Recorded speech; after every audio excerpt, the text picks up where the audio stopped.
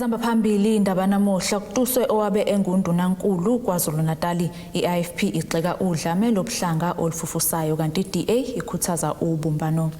Lezi izindaba ze-1KZNTV fundelwa samukeliso kaNgqulunga ngikubingelele mbukeli. UNDUNANKULU wesifundazwe KwaZulu-NATAL usehlezi kalala utuseke amagalelo kalo owabengu UNDUNANKULU wesibili esifundazweni KwaZulu-NATAL kusukela ngonyaka ka-1997 kuya ku-1999 uDr Ben Ngubane ongasekho ekhuluma kwinkonzo umngcwabo bisengolezane enyakatho nelikaMthaniya uzikalala ke uthi uNgubane wabambe iqhaza elikhulu ekuletheni uxolo phakathi kwe-IFP ne-ANC.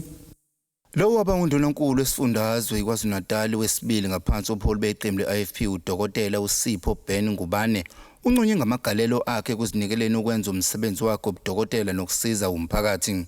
Indodana yakhe uSandile Ngubane income kakhulu yeso amagalelo akhe ngenkathi ikhuluma kwinkonzo umngcwabo wakhe bisengolezane.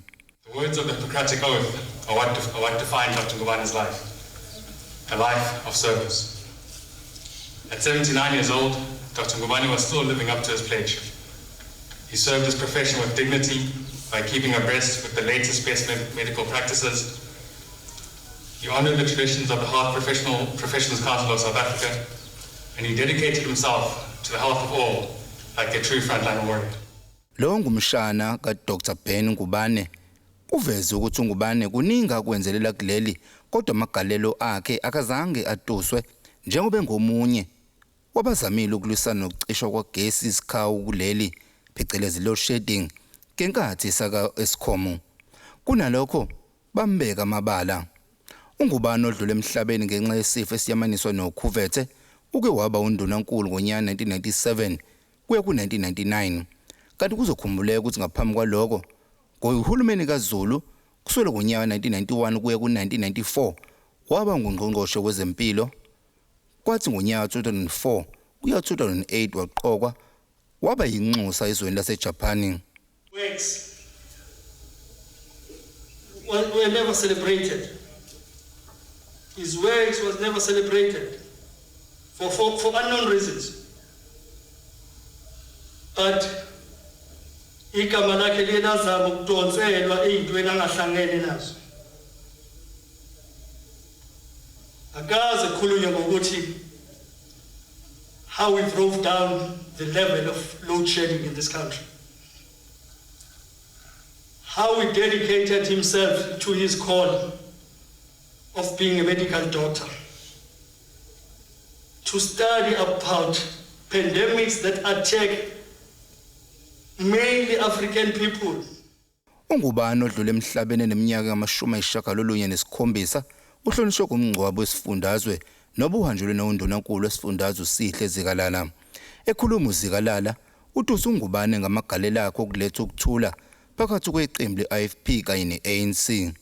In times of violent tensions in the province between the ANC and the IFP, Dr. Ngubane's reputation grew as a moderate and a conscience of permanent peace within the ANC and working with the ANC and the IFP together.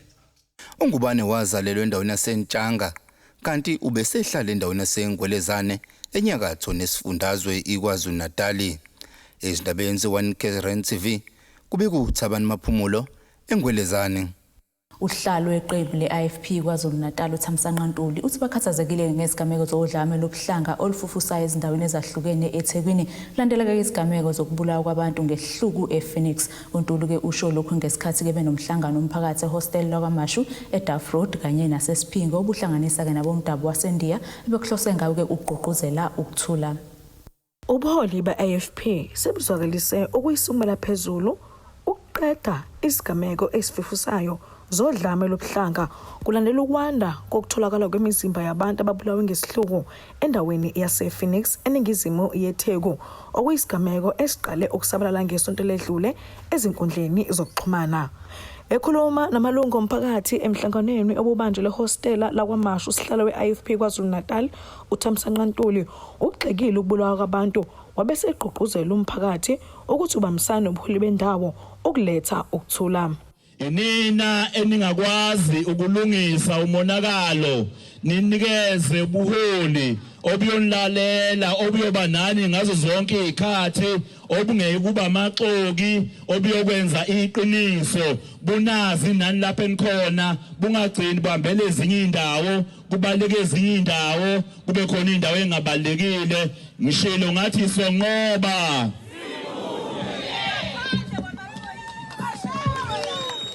Oyikhansela lendawo okuwa 39 khona ehostel uSandile Gwala uthi ayinhle lento eyenzeka ePhoenix wabesegxeka ukusebenza kwabengalo yomthetho. Isihluko esibi. Uma umuntu ngempela unomuzwa womuntu. Le nto leya akufuni noma siyayibuka emavidweni. Imbi. Ibhlungu. Kodwa abantu ofanele ngempela bebesekhulwini wale nto amaphoyisa ubuholi ngizocela ukuthi ubuholi buyi-address ngendlela eyiyona lento ukuthi bizosilamulela kanjani boyikhuluma namaphoyisa ngoba amaphoyisa asebhizi ngendaba yeslip operation keep sleep yigugu leslip yini ngoba kufa abantu lapha kufuna bona balungisa le nkinga leyaqala. Ukwala uqhuba ngokuthi amaphoyisa kuzomela alisukumele lolu daba waphinde waxeka nalabo abasasazela impi ngehostela lakwaMashroom. Ngoba into ebalekile njengamanje amaphoyisa yikho ngibiza ubuholi. Ubuholi bamfuna bungilekelele. Funa buyotshela amaphoyisa ukuthi awasukumele le nto leyo. Ngoba mayiyeka kodwa nakhitheka igazi.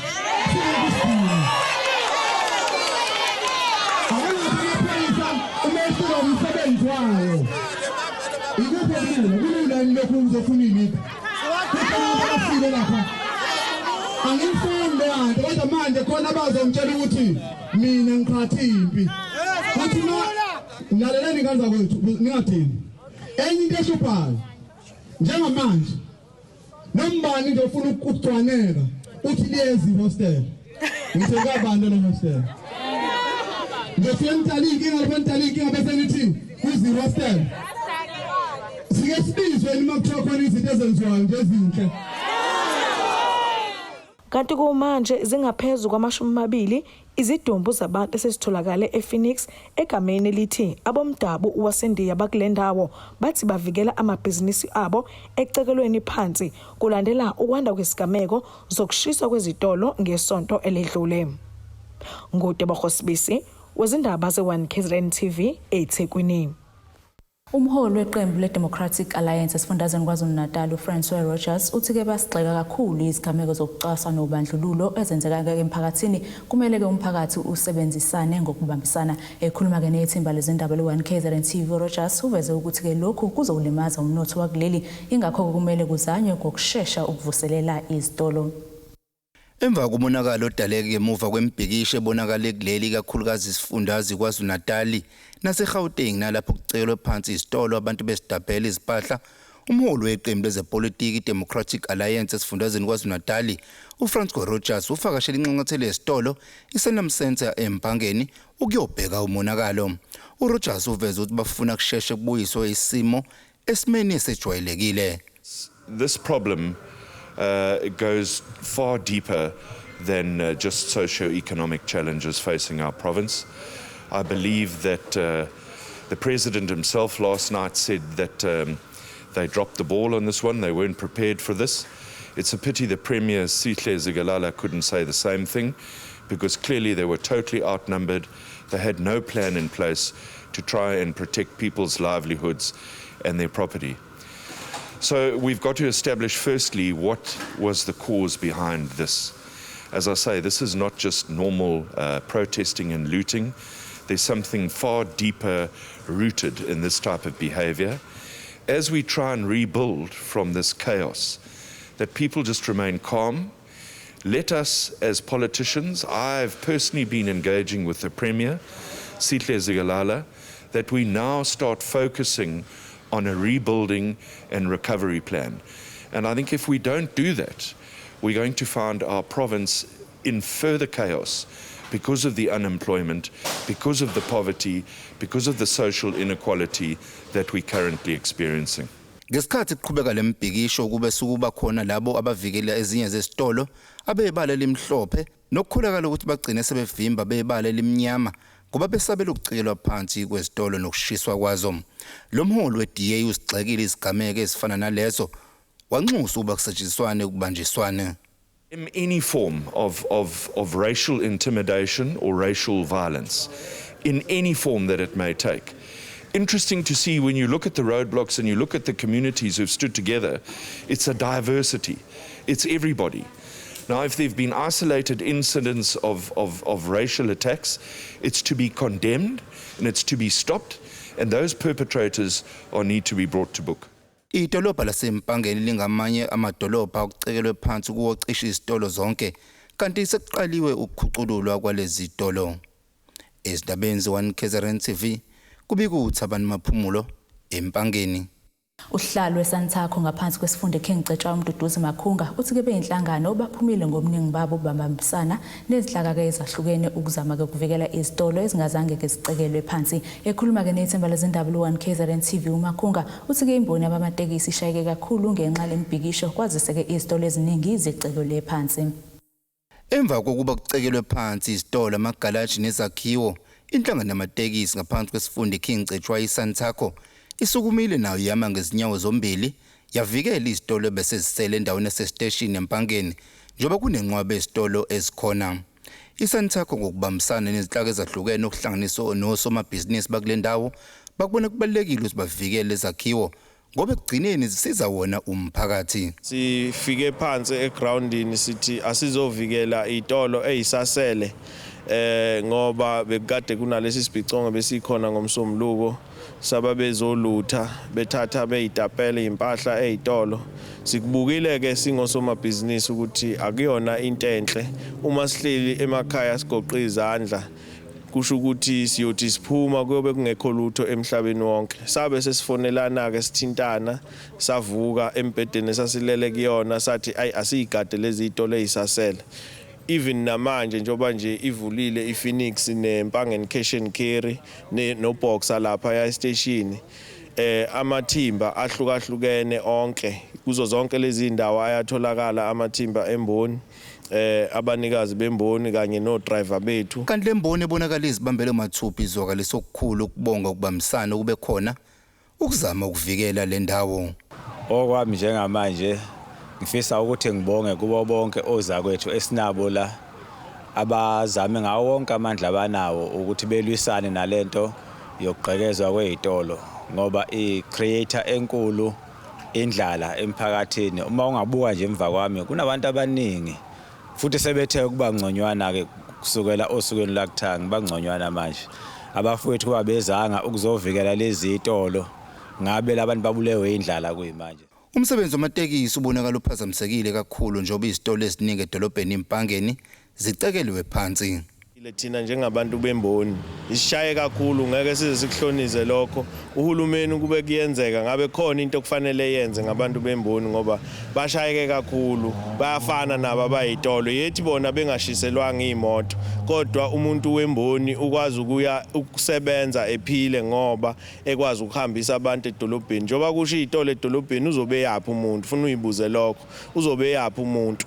So ingakho sithi lezi ezincane ezisele akuphume thina ke njengabemboni sihlanganyele nabanye osomabhizinisi ngoba kuyona yodwa imboni evikelayo njengamanje sihlangene simkhakha eminingi ehlukene. Ezindabeni ze-1KZNTV kubikuthi abantu maphumulo empangeni.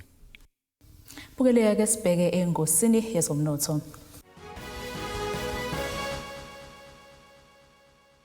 Irandi lu-14.45 maqhathaniswa nedola laseMelika libe u-19.88 maqhathaniswa nopound waseBritain libe u-17.06 maqhathaniswa ne-euro yase-Europe. Igolide lona libe $1,812.89 i-ounce kuthwele ongahluziwe wona ube u-$73.59 umphongolo. Bukeleke ke sibheke engosini yezemidlalo.